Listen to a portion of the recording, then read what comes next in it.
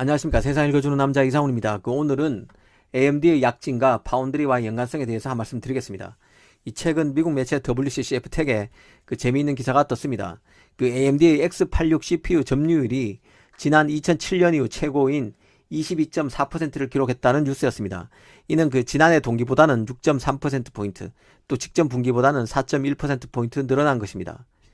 이 한마디로 AMD가 전성기를 맞고 있다는 것이었습니다. 특히 이번에 공개한 4세대 라이젠 CPU의 사양도 7나노 공정, 12코어, 24스레드로 인텔을 앞선다고 다시 한번 강조했습니다. CPU의 성능을 보면 게임 체인저가 될 수 있다는 표현까지 썼는데요. 그런데 이 기사가 주목되는 것은 그 다음 부분입니다. 바로 이런 게임 체인저 AMD CPU 발목을 잡을 요인으로 TSMC가 지목됐다는 점입니다. 일전에 AMD의 라이젠 CPU가 시장에서 안 나가도 걱정, 너무 잘 나가도 걱정일 수 있다는 말씀을 드렸는데요. 바로 AMD의 CPU를 만드는 TSMC 생산 캐파가 한계에 이르렀기 때문입니다. 그런 맥락에서 다시 한번 외신이 이 문제를 짚었습니다. 정리하면 AMD가 CPU 시장에서 주도권을 잡았고 신제품도 경쟁사보다 강점이 확연한데 문제는 제조 파트라는 것입니다.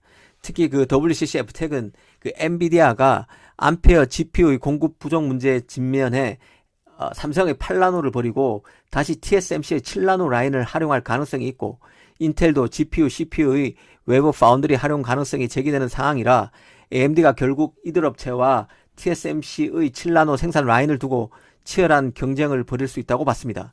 그 결과 AMD가 라이젠 CPU의 생산 라인 확보에 어려움을 겪을 것이란 추론이었습니다.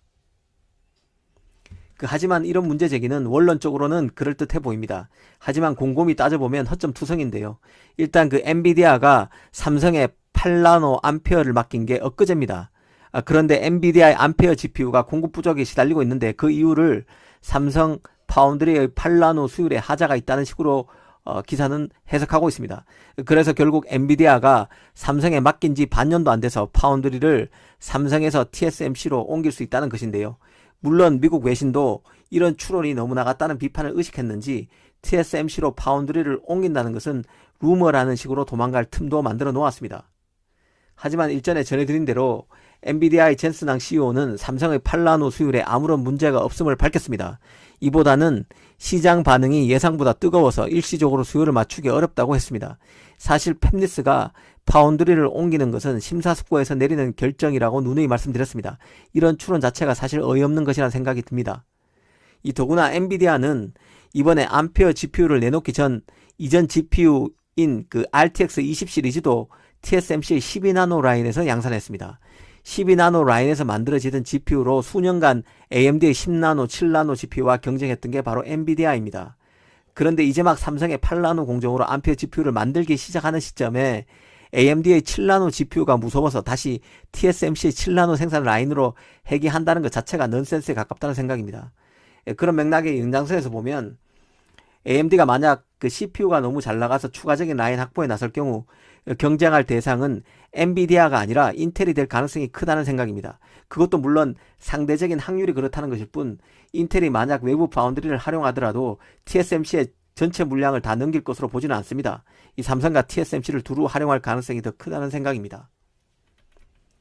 이런 추론을 하는 이유는 TSMC의 7나노 생산 라인이 매우 빡빡한 상황이라는 게 정설이고, 인텔이 TSMC 라인을 활용하는 것도 쉽지 않을 것으로 보기 때문입니다. 실제로 브로드컴, 미디어텍, 애플, 퀄컴 등이 다 TSMC의 7나노 라인을 활용하고 있습니다. 이런 상황에서 인텔이 TSMC에 추가로 들어오고 AMD도 추가 라인을 확보하려고 할 경우 결국 TSMC 라인 부족이 심각한 상황으로 내몰릴 수밖에 없을 것입니다. 결국 대안은 삼성밖에 없습니다. 이런 논리 구조를 이해한다면 팹리스들이 무조건 삼성보다는 TSMC를 선택한다는 가정이 사실은 논리적 허점이 있다는 것을 알 수 있습니다. 왜냐하면 TSMC의 생산 캐파가 수요를 못 따라가는 상황에서 이 팹리스들이 TSMC에 몰린다는 얘기는 결국 TSMC의 생산 라인 부족을 심화시키고 결국 다시 팹리스들이 삼성을 선택할 수밖에 없게 만듭니다. 정리하면 AMD가 잘 나가게 되면 결국 삼성의 기회가 생길 수밖에 없다는 것입니다. AMD가 용케 TSMC의 7나노 라인을 추가적으로 확보하게 된다면 인텔이 외부 파운드리를 활용할 경우 삼성 말고는 대안이 없을 것입니다. 그리고 만약 AMD가 너무 CPU가 잘 팔려서 추가 라인을 잡아야 하는데 이 TSMC에서 그 라인을 확보할 수 없다면 AMD가 삼성을 옵션으로 선택할 가능성이 커집니다. 오늘 이 시간에는 현재 잘 나가고 있는 AMD의 유일한 약점으로 꼽히는 파운드리 확보 문제가 삼성의 기회를 의미한다는 점에 대해서 말씀드렸습니다. 감사합니다.